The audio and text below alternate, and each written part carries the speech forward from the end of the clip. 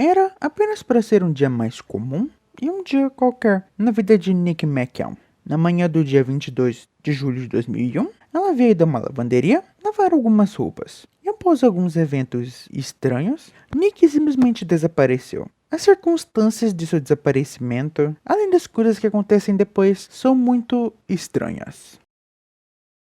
O seu nome era Marilyn Renee Nicole McCall, ou simplesmente Nick McCall, como era seu apelido. Ela tinha nascido no dia 6 de janeiro de 1973, e no total, ela tinha 9 irmãos, sendo filha de Barbara McCall. Nick tinha 1,57 de altura e pesava cerca de 55 quilos. Ela tinha uma pequena cicatriz acima do olho esquerdo, uma outra no lado direito de seu rosto, outra no topo de sua cabeça e uma grande na perna esquerda. Quem a conheceu descreve Nick como uma pessoa divertida, descontraída, o tipo de pessoa que todo mundo queria estar próximo. Uma pessoa muito amigável e que não tinha inimigos. Além disso, ela era muito determinada em fazer um futuro ao qual ela se sentisse bastante orgulhosa. Nick era uma mulher afro-americana que tinha cabelos castanho claro e olhos castanhos. Ela era estudante do Sinclair Community College e sonhava em se tornar U.S. Marshal. Pelo que eu entendi, é alguém que trabalha no serviço de delegados da polícia dos Estados Unidos, ou pode se referir à posição de marechal. É uma dessas duas coisas. Aos 19 anos de idade, Nick deu à luz a sua primeira filha, a Peyton. Ela trabalhava como assistente de contabilidade na Montgomery Education and Pre-Release Center, uma prisão basicamente. Também estava programado para que ela e seu noivo, o Robert ou Bob Webster, para se casarem em menos de um mês. Ela e Bob haviam se conhecido no ensino médio, porém, eles começaram a namorar recentemente, entre aspas. Amigos e familiares relatam que Nick parecia muito feliz com aquilo. Além disso, a filha dela havia recentemente completado 9 anos de idade. Então, que chegamos no dia 23 de julho de 2001. Nesse dia, por volta ainda da manhã, Bob entrou em contato com a polícia e relatou sua noiva como uma pessoa desaparecida. Isso porque ela não havia retornado no horário combinado no dia anterior. Uma vez que as investigações começaram, conseguiram fazer uma linha do tempo dos eventos do dia anterior. No dia 22 de julho de 2001, ou seja, um domingo, durante a manhã, Nick, Bob e Peyton haviam ido à igreja. Depois, Nick deixou Peyton na casa de sua mãe, enquanto Bob ia com seu padrinho até uma loja local testar alguns smokings. Ela foi em direção a Richmond Coin, uma lavanderia localizada no quarteirão 1100 da South Street, para lavar algumas roupas. Em algum momento, enquanto esperava a máquina terminar o serviço, ela acabou voltando para a casa de sua mãe, onde ela parecia visivelmente abalada e incomodada. Nick relatou que alguns hispânicos haviam assediado ela na lavanderia. Não sabemos exatamente quando, porém Nick tentou entrar em contato com sua irmã diversas vezes, porém ela não conseguia. Também, ela havia telefonado para uma colega de trabalho que morava a cerca de 1,5 km de distância de onde ela estava. Ela perguntou sobre produtos de cabelo e maquiagem. Mais tarde, ela voltou na lavanderia e pegou seus pertences e roupas. Segundo as câmeras de vigilância de um posto próximo, colocou tudo em seu carro e foi embora. Nick não parecia estressada ou incomodada com algo ou alguém. Além disso, em todas as filmagens, Nick aparecia sozinha. Bob, que já havia retornado para casa, esperava que Nick retornasse por volta das 16h30 ou 17 horas no máximo, para que juntos eles pudessem terminar de escrever os convites do casamento. Passou 16h30, passou 17, passou 18, passou as 20 horas, passou as 21... Até que, nas 22 horas, já bem preocupado, Bob foi até o trabalho de Nick, acreditando que, talvez, ela pudesse ter sofrido algum acidente. Inicialmente, os familiares de Nick pensaram que alguém havia sequestrado na lavanderia. Porém, as imagens da câmera de segurança não apontavam nada disso. A polícia suspeitava fortemente de que um crime havia acontecido.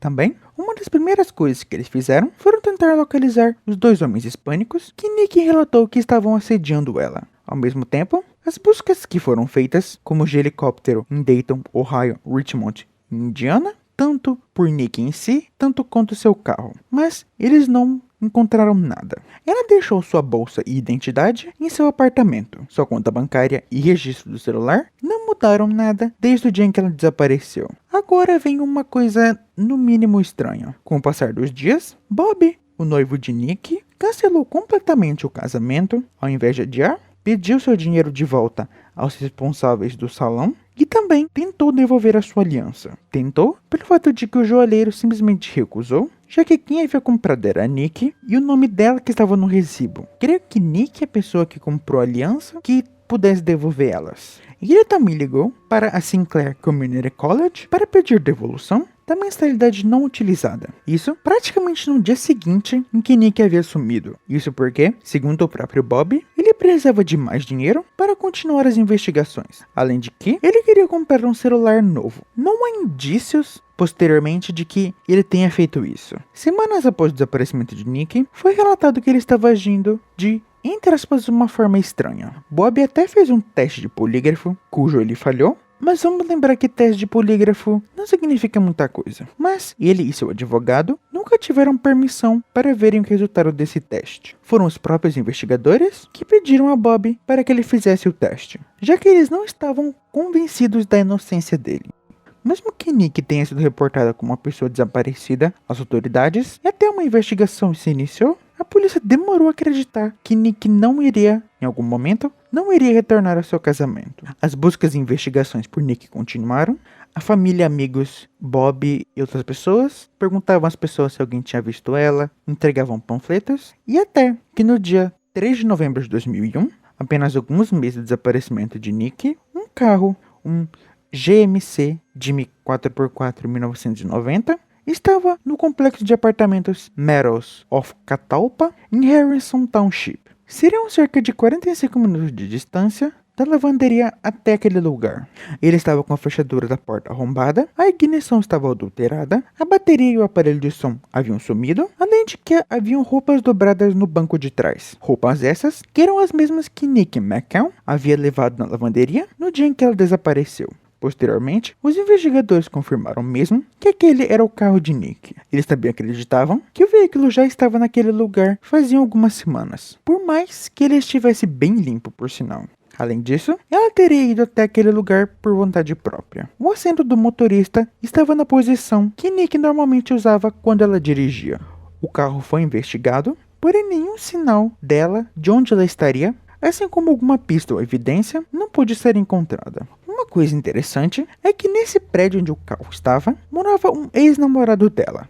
Inclusive, eles até moraram juntos. Ele foi questionado, inclusive até fez um teste de polígrafo, na qual ele passou. Ele também tinha um álibi. Naquele dia ele estava trabalhando. Então foi apenas questão de tempo até que ele fosse simplesmente descartado como uma pessoa de interesse. No ano de 2003, restos humanos foram encontrados próximos da cidade de Spencer, em Indiana. Acreditava-se que esses restos poderiam ser de Nick, porém, quando foram feitos testes de DNA, os resultados foram inconclusivos. Em 2004, a família de Nick ofereceu uma recompensa de $100 mil para alguém que apresentasse alguma evidência, prova que, ou mostrasse o paradeiro de Nick, ou mostrasse onde seu corpo poderia estar, ou até quem teria feito algo com ela. A recompensa se mantém até hoje.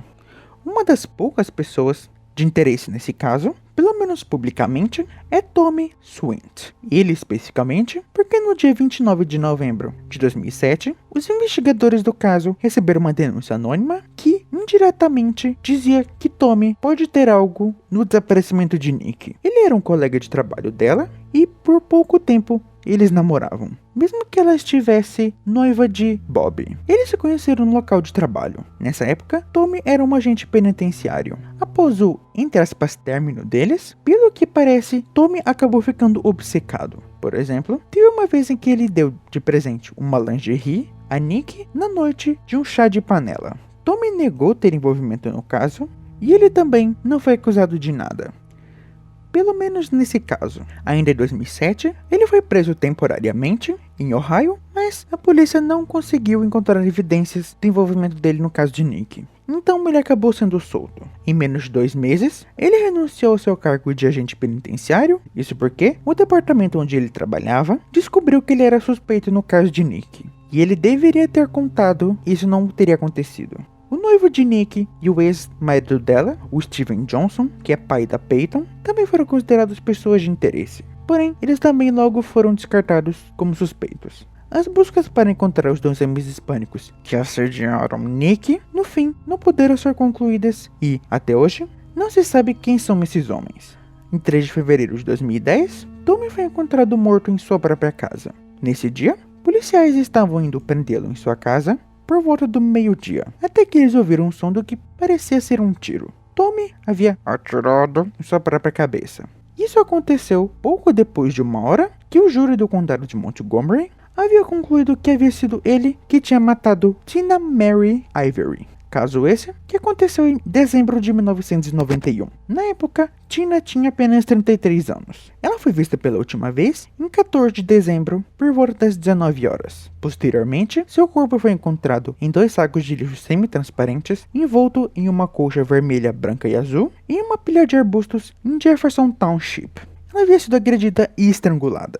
As principais provas contra Tommy foi o DNA, semen e impressões digitais encontradas no local do crime. Mas também, quando a polícia entrevistou uma ex de Tommy, ela contou que ele e Tina já haviam namorado. Tommy tinha um cobertor que ele levava consigo em seu carro, que era muito parecido com o que foi encontrado enrolado no corpo de Tina. O sobrinho dele também conta ter visto um rastro de sangue que vinha da janela do porão até o carro dele. Atualmente, Tommy ainda é considerado um suspeito de envolvimento e que ele seja responsável pelo que aconteceu com Nick. Infelizmente, em 21 de julho de 2020, a Barbara McCann, a mãe de Nick, acabou vindo a falecer. Em agosto de 2021, um funcionário doou ao Glen Miller Park um banco em homenagem à história de Nick. Este banco tem os dizeres, abre aspas, a luz que brilha o levará para casa, fecha aspas, que também é um apelo às pessoas para que ajudem no caso.